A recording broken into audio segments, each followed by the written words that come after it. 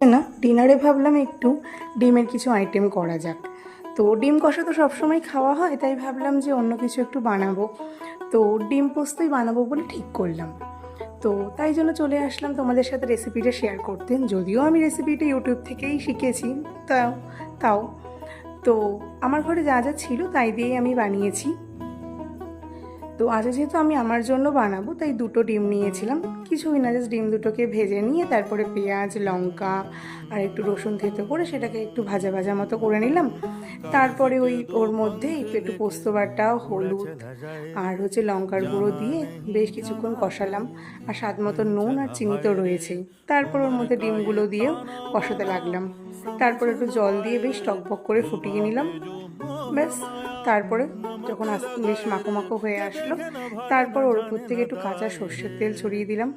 ব্যাস, রেডি হয়ে গেল আজকের রাতে